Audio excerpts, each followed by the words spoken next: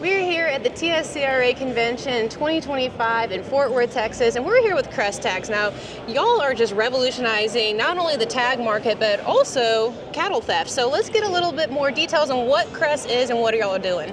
Yeah, so Ceres Tag, I'm the law enforcement and sales lead for the state of Texas. On my side of things, we do cattle theft, fraud, and predation. Alerts for producers, letting them know about, helping law enforcement out when it comes to finding who's stealing their cows, where are the cows. Going off of that, and also pasture feed intake and other more science stuff. Shane will fill us in on that. Yeah, Yes, talk ma'am. about what the tag is and how it's capturing all this data. Yes, absolutely. So this is a direct-to-satellite animal intelligence platform. So we're a solar-powered ear tag that can be deployed in any animal, anywhere, and based upon connectivity to the satellite, the information will immediately flow to our data warehouse and then into any software partner that the producer wants to use. Okay. So we're an open-source platform that gives 4 data packets every day. Each of those 4 data packets has down-to-the-minute information on how much time an animal spends eating, drinking, resting, ruminating, and moving, and what GPS locations they moved to and from.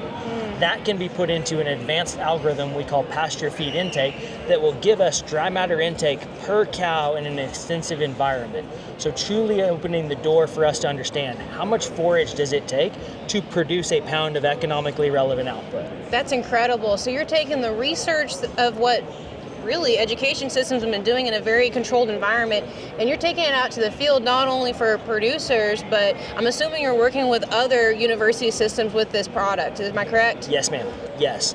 And so it would actually be our goal to start incorporating this into teaching universities so that this can be taught as a curriculum piece of how we educate ranchers of the future to use technology to make better decisions. Because now that we have better data, which we've never had, we can make better decisions, whether that's increasing stocking rates, decreasing our less efficient cows and increasing our more efficient cows, or back to all the things that Ryan talked about, preventing depredation activities, preventing theft activities, truly helping producers market the product they work so hard to produce.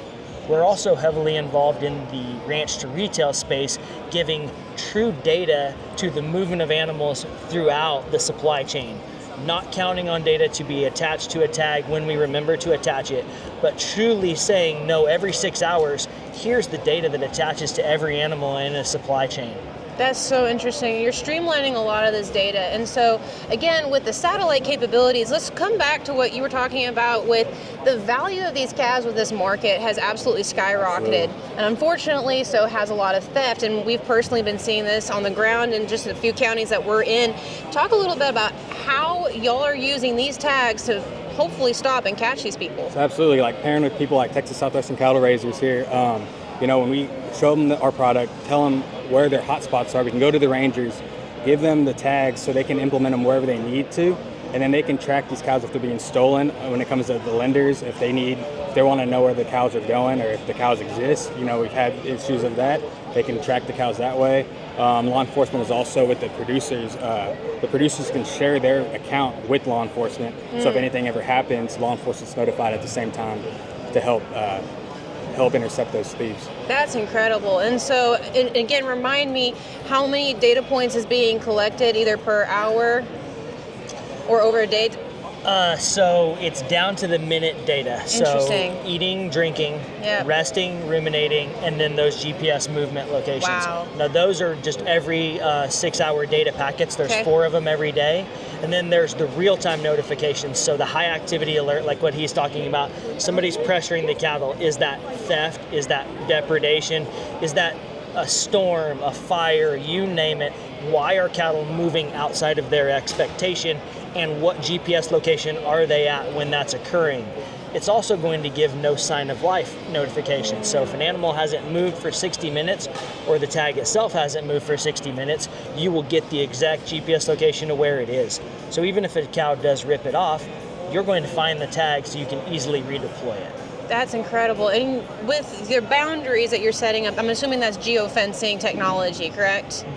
So we're not doing virtual fencing. We can set up but you're setting a boundary. geolocations. Yes. So there, in any of our software partners, there's at least 4 different methods which they can load in their geo boundaries, or they can draw them themselves. We give them the ability to kind of do any and all the things they want. And the main part is that they just need to find a software partner they're comfortable with. We don't want to tell them how to use the data. We want to facilitate the automation of data moving to whatever software partner they would choose. And on the theft side, once those geo boundaries are broken, you're getting an alert every 5 to 10 minutes as that high activity alert is active. But if they go back in their geofence area, it'll settle back down to your every 6-hour notification. But as that alert is going on, you'll get notifications regularly, and they're all staggered, so it's going to look like a breadcrumb going down the highway for law enforcement if a theft has occurred. That's incredible. And now, how long have y'all been in business? So the business has been operating for 9 years, based in the Australian market, but the product was officially launched into the U.S. market at NCBA this year. So y'all, we have cutting edge technology here in the United States, and for those who are really interested to either get in contact with you or to learn more, how do they do that? So they can go to our website at cerestag.com, or we're happy for them to find either Ryan Billman or myself, Shane White, on LinkedIn. We're both out there and happy to connect with them in any way. Well, wonderful. Well, thank you both for your time. And again, this is Emma Kaufman with W Ranch Advocacy with the Bridge Podcast. Y'all be sure to like and follow for more.